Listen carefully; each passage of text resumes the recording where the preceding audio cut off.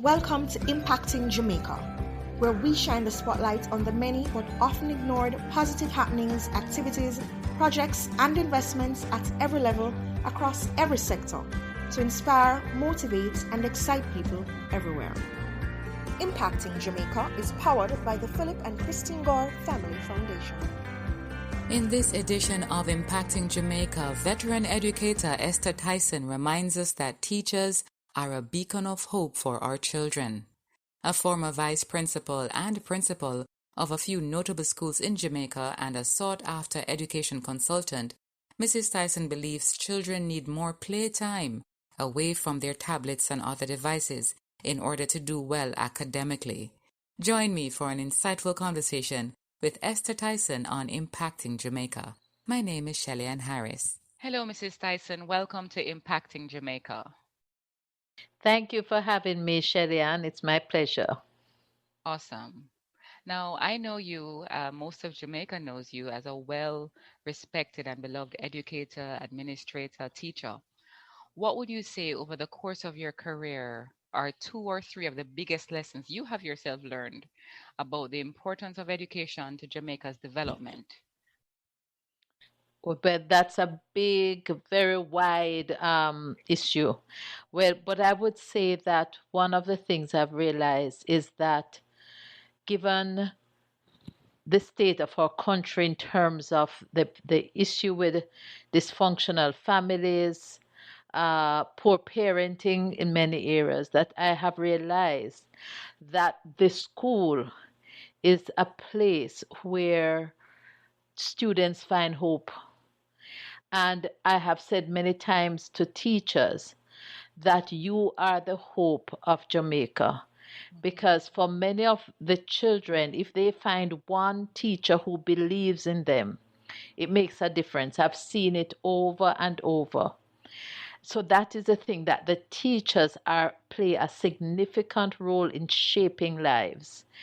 The second is that it is through education that many families, the trajectory of the family changes. So you will have one person who catches a vision of what their lives can be through education, through buying into that vision, that they can change their family, they can change their destiny by engaging and pursuing education. And that does happen, and you see the difference it makes in the life of that person, and not only their lives, but in their families' lives. So you said something very powerful a while ago, that teachers are, well, you didn't say it this way, but teachers are a beacon of hope. That's right. Yes, they are. And the research says it, that many times if a child, even if they come from a family that they are not supported, where they experience difficulties and nobody believes in them, if they find one adult who they can trust, who will look out for them, then because of that their lives can be turned around. And I've seen it happen in the classroom, in schools, a number of times. And so what would you then say that we need to do to empower teachers to be this beacon of hope? There's a lot of burden, I'm related to so many teachers. So I know the burden that they carry, and I know the passion that they carry, but there are also quite a few challenges, Yes. So what can we really do to empower teachers to be this beacon of hope that you're describing and have seen? Well, one positive thing that has come out of the COVID pandemic is, I think our society is realizing more and more the value of the teacher. Yes. You see, when you have something taken away from you, many times that's when you realize the value of the teacher. And I think we need to stop beating down on the teaching profession as a whole. You have teachers in the profession who are doing excellent work. Teachers in schools that are considered underperforming, but in their class, they are doing excellent work. I am telling you. So we need to recognize, we need to find a way. And I think once, Shelley, I discussed that with you, didn't I? I'm sure I did, of doing some type of program, some feature that highlights teachers across the country who are doing excellent work and hold them up as an example to other teachers to follow. So I think that is one thing. Recognize the value of the teacher and find ways and means to incentivize them, because the teacher salary, as we know, it's not anything much, Mm-hmm. given the rise in cost of living and so on. But it's not, the money is important, but the respect is also very important. The respect for the role that the teachers play in the lives of our children. Well said. Encouragement sweetens labor, we know. So recognition is a big way to go. And really the respect that you feel when you're earning, something that's commensurate or comparable to what you are giving, Yes. is a big part of it as well. Thank you so much for that. I want to, leverage some of your experience now in terms of just getting your advice. You did reference COVID. You did Uh-huh. talk about, the us now being able to see the value that teachers bring. Mhm. But I want to talk about the young people to an extent. The young Yes. people in Jamaica have been out of the classroom for over a year now. Um, Hmm.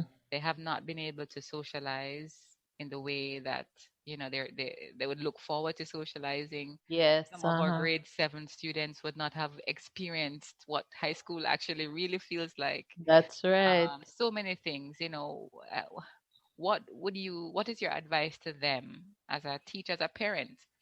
You yourself have 3 children. What is your advice? Well, I'm a grandparent of 7. Oh, you're a grandparent. Oh, I didn't even realize that. Yes. Congratulations. Oh, thank you, thank you.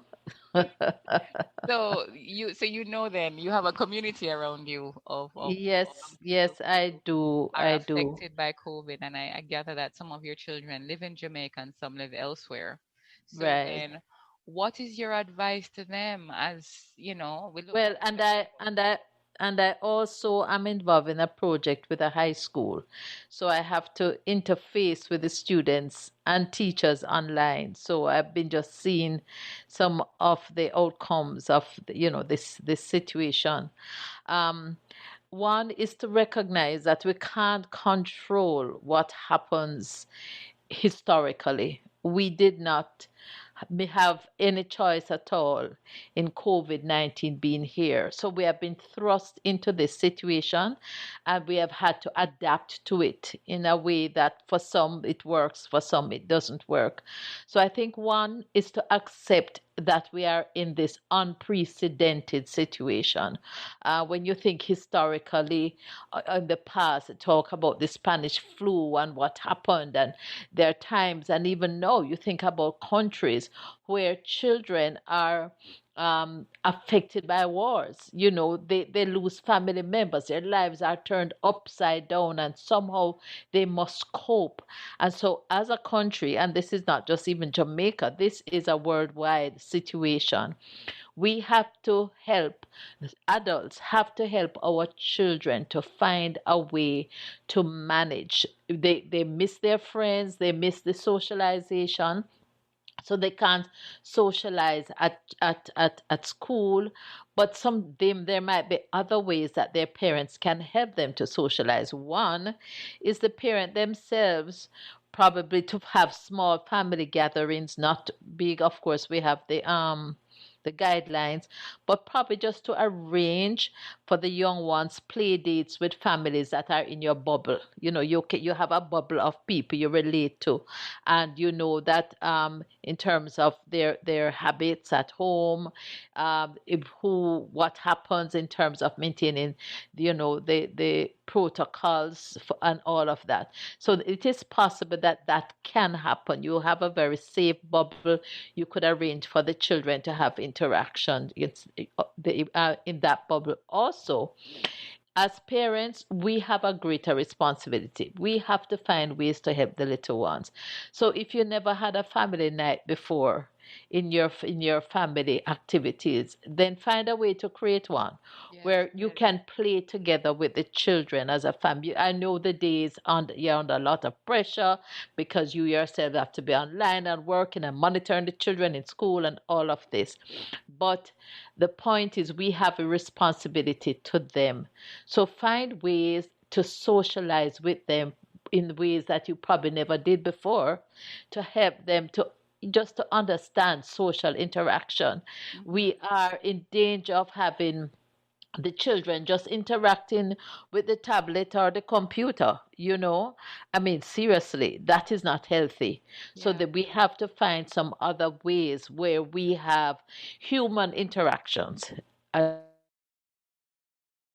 So take an opportunity. If they like to hear stories, tell them stories, make up some stories about your family's history, you know, things that they never knew before. Find exciting ways of telling them about your life in country. If you grew up in country and they're just in Kingston and don't know anything about country life, get some games, some board games that interest them, or go find a game, let them teach you a game that they like to play on the computer. So you are in their space. It's very important that we connect with them in their space. Today I was asking my grandson, okay, what is grandma to bring for you when I'm coming back home? And he says, he's 5. Grandma, Ben 10 figures. I'm like, what? And I didn't have a clue as to what he was talking about. So I had to ask his older brother, who explained to me that Ben 10 is a game. Okay, and you have these action figures from Ben 10. So of course you have to go Google it and all of this type of thing. So their world is so different from ours. So let them teach you how you can engage with them in their space. That's pretty awesome. And I just learned a new game. And I'm a parent. And I'm a parent. So yeah, thanks for that. Um, what about the actual learning though in terms of the advice to the young people? I just got the reports for one of my kids who goes to a prominent high school, and one of the notes in it from the head of the school is that generally the children haven't done as well as they did academically, Hmm. and that is not surprising. No, it isn't. It's not surprising. It is not. And I have my own views on how the whole thing is being handled. Hmm. Um, because I think we, well, let me not go off on that. I'm not to be talking about. I'm talking about how what advice give to the children. I think all I can say is for them to focus as much as possible, but find ways just to relieve the stress on their minds to go outside and play. Mm. The young to just to go outside and play and not just to be taken up with that screen, because mentally that's not good for them. So I think if they get a break from the screen and all of that, then their minds will be refreshed and they'll be able to focus more when they go back into class, Okay. because they miss their friends, they miss the usual activities. There are no co-curricular activities for them to be involved with and so on. So they have to take a break from that online space. And I think it is healthy mentally for them if they live somewhere where they can go outside, go do something else that's not related to school, and it's not related to online activity, so that they can refresh their brains, that, the brain cells can get some nourishment. It needs that. So I am not telling them to go study more because I think they're under enough pressure. I think they need to take up an alternate reality break. And an alternate reality for them is physical space outside, do some physical activities. So, do I hear you saying that for you to do better academically, you need to have more space to do other things that are non-tablet? Of course, definitely. Mm, I because definitely believe that. This is one of the reasons when I was at Arden, I developed a very robust co-curricular program because although there were some activities there, I am of the view that if a child is not doing well academically, if they find some activity in which they can excel and do well, that helps to feed into their academic performance. So I always believe in balance with our children. We must give them opportunities to go and do other things apart from academics. Thank you. I couldn't agree more. You know, a lot of us as parents are trying to figure out what September is going to be. Yeah, And a lot of educators too. yeah, but I think it's a good lesson to keep in mind the need for balance Mm-hmm. as we approach a new school year. Now that we've done it a year before, we can use the summer to recalibrate and employ the Yes. balance that you're talking about to the upcoming school year. Yep. I want to turn our attention now to a hot topic Mm-hmm. in well, I guess Jamaican society more than anywhere else, corporal punishment. Yes. We have seen a number of gross abusive behavior, abuse of Mm-hmm. children Yes. in recent times in Jamaica. What are your thoughts as an educator, as a parent? What are your thoughts on the issue? Uh, One, I want to contextualize it. I think that we tend to be a very aggressive set of people. I think we have become increasingly violent because of frustration and anger at the context in which we live and this, all of this anger. I mean, I remember Freddie Hicklins giving some statistics that he believes was it about 60% of Jamaicans have mental health problems. A I'm figure not like that, quoting yes. him, Yeah. some figure like that, A big and figure. it is a big figure. I was shocked. I mean, I knew we had problems, but that really shocked me. And whereas my children were growing up, I spanked them. Now, of course, they laugh at me now because they say, "Mommy, you will come and then tell us the reason that we're going to be spanked. And then after you spank us, you say, hug us up and said, it's not because we are angry at you, it's because we need you to know how to be discipline yourself, blah blah blah." And they're always laughing about that. So that's how we operated. So it wasn't, I never saw it as abuse because we tried not to spank our kids in anger when we were angry. Unfortunately, there are many parents are not doing that. What we hear is butter bruise and all of, and it is really the anger of their in themselves. It's not so much at what the child has done, but anger at their own situation and circumstances that they're taking out on the child, and that's abuse. So I believe that as a country we have to find other ways. If we can't discipline our children using in terms of spanking and so on in a disciplined, self-controlled way, then we have to find other ways in which we can discipline them, and there are other ways. But we have a tendency towards violence in our nation. As bad as it sounds, you can see it. It is just traumatizing. Hmm. Just even the way that men are treating women and the abuse, and in the COVID, as you say, we hear more and more of the abuse that the children are getting at home. It is bringing out the underbelly that is so terrible, and really showing how self-destructive we are as a people, because when we destroy our children, we are destroying our future. And to create and to abuse the children, you are creating mental health issues for them, and thereby you are destroying their future. So we have to change it.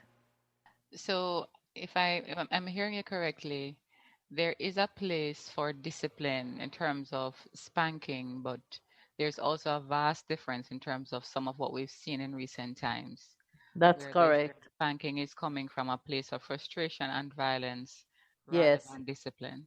Yes, definitely. Definitely. But Miss Tyson, a whole Hmm. heap of parents are frustrated. I know, but Uh-huh. we have to develop self control, and that is not a very strong feature of the Jamaican character. True. And so I think part of the I'm wondering if part of the intervention has to do with, more parenting support. Definitely. I've always believed in that.